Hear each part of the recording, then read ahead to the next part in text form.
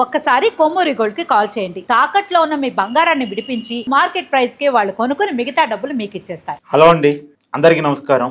Journalism విలువలకి పాతరేసిన వాళ్ళు జర్నలిస్టులకి నీతులు చెప్తున్న పరిస్థితి. మహిళల్ని కించపరిచిన వాళ్ళు మహిళల గౌరవం కోసం అంటూ ఆందోళన చేస్తున్న పరిస్థితి. మీడియా ఆఫీసుల మీద దాడికి పురిగొలుపుతున్నటువంటి పరిస్థితి నిన్న నుంచి చూస్తూ ఉన్నాం. వరుసగా ఏబిఎన్ ఆంధ్రజ్యోతి ఆఫీసుల మీద వైసీపీ నాయకులు చేస్తున్నటువంటి ఒక దాస్తికం. నిన్న హైదరాబాదులో ఉన్నటువంటి ప్రధాన కార్యాలయాన్ని ముట్టడించారు వైసీపీ కీలకమైన నాయకులు. జోగి రమేష్ కావచ్చు, అంబటి రాంబాబు కావచ్చు, కొంతమంది కీలకమైనటువంటి నాయకులంతా కలిసి ఇవాళ ఆంధ్రప్రదేశ్లో ఉన్నటువంటి ఏబిఎన్ ఆంధ్రజ్యోతి కార్యాలయాల దగ్గర వైసీపీ కార్యకర్తలు ఆందోళన చేస్తున్న పరిస్థితి. దాని గురించి మాట్లాడుకునేటువంటి ప్రయత్నం చేద్దాం. నాతో ఉన్నారు ప్రముఖ సామాజిక రాజకీయ విశ్లేషకులు అంకంరావు గారు. సార్ నమస్కారం. నమస్తే కట్టవారు. సార్ మేము జర్నలిస్టులు. సార్ మేము అనేక రాజకీయ పార్టీలని, అనేక రాజకీయ వ్యక్తుల్ని రకరకాల కారణాలతో మేము వాళ్ళని విమర్శిస్తూ ఉంటాం. మా బాధ్యత అది, ప్రజల తరపున మాట్లాడటం అనేటువంటిది. కానీ దాన్ని రాజకీయ పార్టీలు మమ్మల్ని మీరు ప్రశ్నిస్తారా అని చెప్పేసి ఆఫీసుల దగ్గరకు వచ్చి ఆందోళన చేస్తే, ముట్టడి చేస్తే, గొడవ చేస్తే దాన్ని ఎలా చూడాలి? జగన్మోహన్ రెడ్డిలా చూడాలి. ఎలా చూస్తారు? ఇంకా అతను ముఖ్యమంత్రిగా ఉన్న భావంలో ఉన్నట్టున్నాడు. అతనే ముఖ్యమంత్రి, మాకేం కాదు అనే ధైర్యం వాళ్ళ నాయకులకు వచ్చినట్టు. ఆ ధైర్యాన్ని ఎవరిస్తున్నారు? ఆ ధైర్యానికి కారణం ఏంటి? మీరు అన్నారు, ప్రారంభంలో చెప్పారు, జర్నలిస్టుల విలువలకి తిలోదకాలు ఇచ్చినటువంటి పత్రిక ఏదన్నా ఉంది అంటే మొట్టమొదటిగా వచ్చేది భారతదేశ వ్యాప్తంగా సాక్షి దినపత్రిక. అందుట్లో ఎలాంటి సందేహం కూడా ఏమి లేదు. ఎందుకంటున్నానంటే అతను నాకు మాట మీరు చెప్పిన దాని కంటిన్యూషను. నిజానికి ఏబిఎన్ వాళ్ళు, ఆంధ్రజ్యోతి వాళ్ళు ఏదైనా తప్పు పదం రాస్తే ఇవాళ వైసీపీ ఆందోళన చేస్తే సాక్షి ఆఫీస్ మంది టీడీపీలు రోజు ఆందోళన చేయాలి. అదే చెప్పబోతున్నాను నేను. 5 సంవత్సరాల అతని పరిపాలనలో అంతకు ముందు కానీ అతను ముఖ్యమంత్రి హోదాలో ఉండి దుష్ట చతుష్టయంతో మనం పోరాటం చేస్తున్నాము అనేవాడు. ఎవరయ్యా దుష్ట చతుష్టయం అంటే? ఏబిఎన్ రాధాకృష్ణ, టీవీ5 నాయుడు, ఈనాడు రామోజీరావు అని చెప్పని వాళ్ళతోటి చంద్రబాబు నాయుడు గారు కలిసి మనం పోరాటం చేస్తున్నాం. చంద్రబాబు నాయుడుది ఏముంది? చంద్రబాబు నాయుడుది ఏం లేదు, వీళ్ళ ముగ్గురితోటే మన అసలు పోరాటం అని చెప్పేవాడు అతను. ఇలా నలుగురిని కలిపి దుష్టం అన్నాడు. తర్వాత పవన్ కళ్యాణ్ గారిని దాంట్లో యాడ్ చేశాడు. ఆ తర్వాత అధికారం కోల్పోయాడు. అధికారం తెలుగుదేశం పార్టీ అధికారంలోకి వచ్చింది. అతను చెప్పిన పచ్చ మీడియా, అతను వర్ణించినటువంటి రామోజీరావు గారి సంస్థ ఈనాడు కావచ్చు, ఏబిఎన్ ఆంధ్రజ్యోతి రాధాకృష్ణ గారిది కావచ్చు, లేకపోతే టీవీ5 బిఆర్ నాయుడు గారు కావచ్చు, ఈ 21 నెల 26 రోజుల్లో ఈ కూటమి ప్రభుత్వం ఏర్పడిన తర్వాత వీళ్ళ మీద కొన్ని వందల సార్లు పొరపాట్లు జరుగుతాయని చెప్పని సాక్షి పేపర్ కంటే కూడా బ్యాన్ ఐటెం పెట్టి ఎండగడుతున్నటువంటి వీళ్ళు. మరి ఆ పత్రిక పుట్టిన కాడి నుంచి ఈ రోజు వరకు జగన్మోహన్ రెడ్డి మీద ఒక్క విమర్శ చేస్తూ ఏదన్నా వాళ్ళు చిన్న కాలాన్న ప్రచురించారా? సాక్షి వాళ్ళు జర్నలిజం గురించి, విలువల గురించి, విశ్వసనీయత గురించి వాళ్ళు మాట్లాడుతుంటే మనం వినాల్సిన దౌర్భాగ్య స్థితి వచ్చింది. అంతకంటే ఇంక విచిత్రం ఏమంటో చెప్పండి. మహిళల గురించి వాళ్ళు మాట్లాడాలా?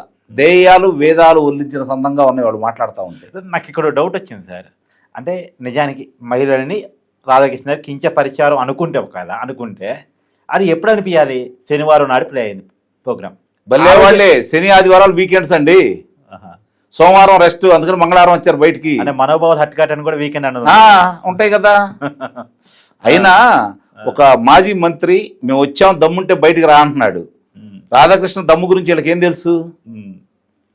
రాధాకృష్ణ అనే వ్యక్తి మీద, అతను తెలుగుదేశం పార్టీకి ఫేవర్గా ఉంటున్నాడు అనే ఆలోచన మీద ఆ రోజుల్లోనే జగన్మోహన్ రెడ్డి తండ్రి రాజశేఖర్ రెడ్డి బుల్డోజర్లను పంపిస్తే కదలకుండా కూర్చున్నాడు.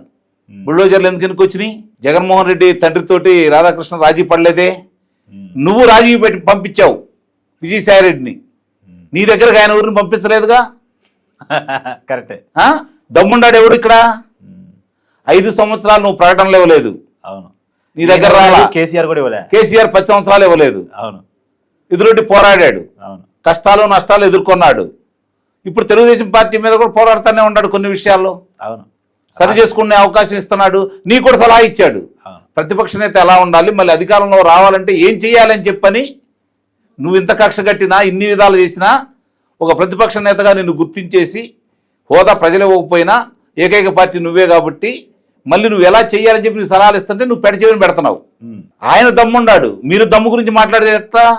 నిజంగా అంత దమ్ముండాలి. ఆంధ్రాలో ఆ రోజు ఆదివారం నాడు వచ్చి కూర్చోవచ్చు కదా, అవును, జగన్మోహన్ రెడ్డి రావచ్చు కదా.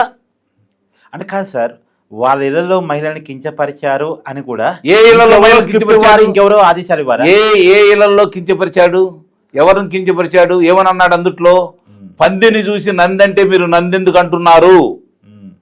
మీ ఇళ్లలో మీ భార్యలని చెల్లెళ్ళు అనంగాలోనే వాళ్ళకి పెళ్లి చేసే విధంగా మీ మైండ్ సెట్ మారిపోతా ఉన్నాయి.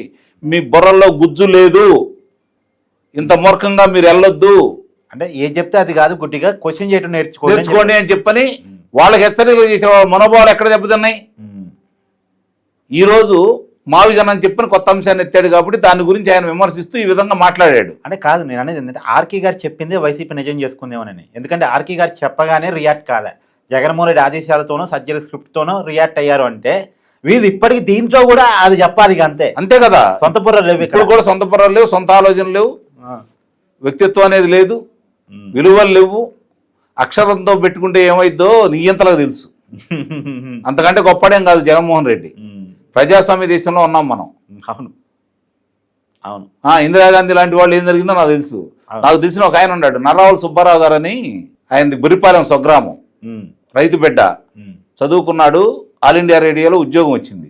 అప్పుడు ఎమర్జెన్సీకి వ్యతిరేకంగా ఇందిరాగాంధీ మీద కథనాలు ఆయన ప్రచురణ చేసేవాళ్ళు.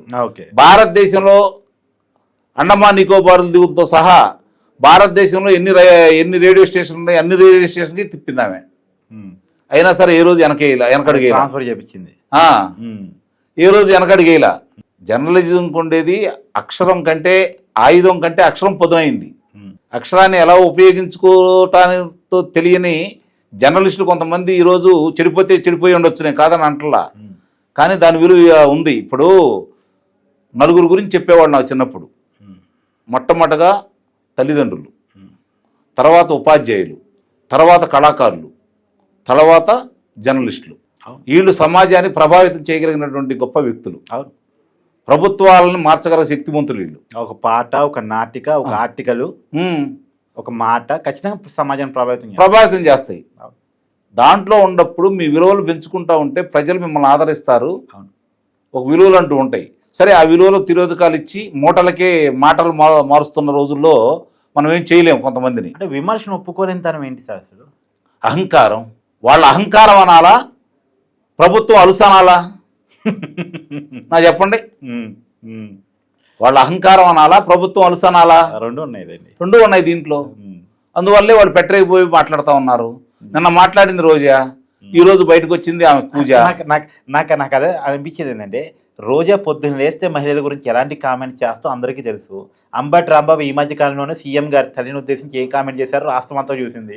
వీళ్ళు వచ్చి మహిళల గౌరవం గురించి మాట్లాడుతుంటే కొంత కామెడీ కనిపించట్లేదా? మీరు అంత దూరం వెళ్ళారు. సొంత తల్లి గురించి వర్రా రవీంద్ర రెడ్డి ఇష్టమైన రాతలు రాస్తే, అవును, సొంత చెల్లెల గురించి ఆయన ఇష్టం వచ్చిన రాతలు రాస్తే, జగన్మోహన్ రెడ్డి స్వయంగా చర్మ గురించి కామెంట్ చేశారు. కడప బహిరంగ సభలో ఆమె కట్టుకున్న పచ్చ చీర గురించి మాట్లాడుతూ చంద్రబాబు నాయుడు దగ్గరికి పచ్చ చీర కట్టుకొని వెళ్ళింది అని చెప్పని, చేయడానికి వెళ్ళింది అని చెప్పని మాట్లాడితే, వీళ్ళు ఈ రోజు వచ్చి మహిళల గురించి, మహిళల యొక్క అభ్యున్నతి గురించి, వారి యొక్క మనోభావాల గురించి 3 రోజుల తర్వాత గుర్తొచ్చి వీళ్ళు మాట్లాడుతూ ఉన్నారు. ఇదంతా అమరావతి చట్టబద్ధతను సైడ్ ట్రాక్ చేయడానికేనా? నిస్సందేహంగా ఆ ట్రాప్ లో కూటమి నేతలు ముందు పడ్డారు. మావిగన్ అనంగంలోని వీళ్ళు ఎగబడ్డారు. ఏమైంది? 1వ తారీఖు నాడు లోక్సభలో, 2వ తారీఖు నాడు రాజ్యసభలో అంత విజయవంతంగా పూర్తయిపోయి ఆ చర్చ పక్కపై మావిగన్ మీద చర్చ వచ్చింది. ఏబిఎన్ మీద దాడి చర్చకు వస్తుంది. అంటే నీకు ఇక్కడ రాష్ట్రపతి వాళ్ళు కూడా ఎన్నుకున్నది చూడండి, రాష్ట్రపతి గారు నోటిఫికేషన్ విడుదల చేయడంలోనే చేశారు. అవును, కరెక్ట్. అంటే పక్కాగా రాజకీయం ఆడుతున్నాడు జగన్మోహన్ రెడ్డి. కరెక్ట్ స్ట్రాటజీతో వెళ్తున్నాడు. అది చేత కావట్లేదు కూటమి నేతలకి. ఇదే కదా సార్, తిరుమల ఇష్యూ పిక్స్ పోతుంటే కరెక్ట్ గా అదే టైంలో అంబటి రాంబాబు లకారం బా తిట్టాడు. అదే అతను ఏకాడికి కూడా అతనికి సమస్యలు ఎదురైనప్పుడు, సమస్యల తీవ్రత అతను తాగుతున్నప్పుడు పక్కాల మీదకి నెట్టేసే విధంగా దాని గురించి చర్చించుకోకుండా అతను చక్కని రాజకీయం చేస్తున్నాడు. వీళ్ళకి రాజకీయం చేత కావట్లేదు. రాజకీయం చేత కావట్లేదు. చూడండి ఆ రోజు చూడండి తిరుమల ఇష్యూ మాట్లాడుకుంటున్నాం. అవును. ప్రకారం బాగా తిట్టాడు. టీడీపీ వాళ్ళు సహజంగా ఆవేశం వచ్చింది, అంబటరామ మీదకి పోయారు. ఈ చర్చ దారి మళ్ళీపోయింది. అంతే కదా మరి.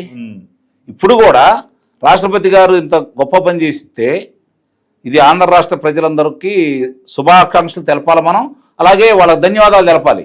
రాష్ట్రపతి గారికి, రాష్ట్రపతి ముర్ము గారికి, ప్రధానమంత్రి నరేంద్ర మోడీ గారికి, హోంశాఖ మంత్రి అమిత్ షా గారికి, ఇంతమందిని సమన్వయం చేసుకుంటూ అన్ని పక్షాలను ఏకం చేసుకొని అందరి చేత ఆమోదం తెలియజేసుకున్నటువంటి నారా చంద్రబాబు నాయుడు గారికి మనం ప్రత్యేకమైన కృతజ్ఞతలు జరపాలి.